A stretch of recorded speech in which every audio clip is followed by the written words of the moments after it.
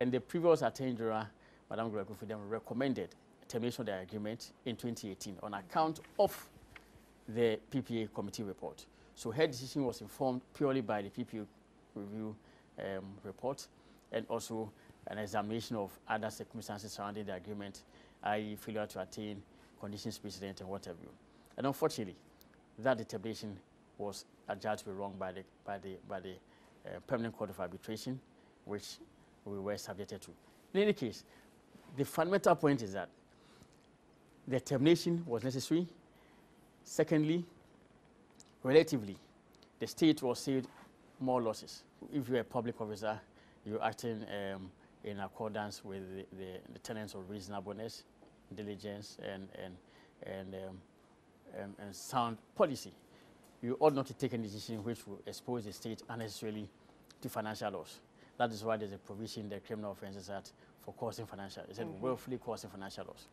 And willfully causing financial loss is occasioned where a person takes a decision either recklessly, negligently, or deliberately with the intention that the state will ultimately lose.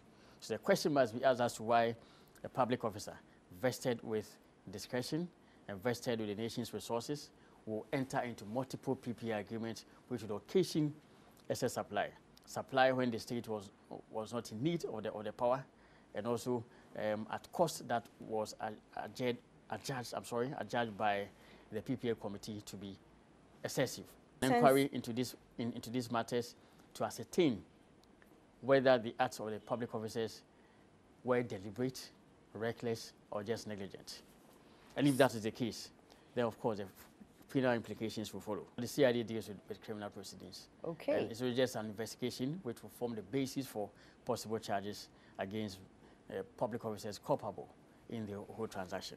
So the position must be expressed that clearly this administration and myself in particular, I'm against judgment debt, and that I will pursue any public officer.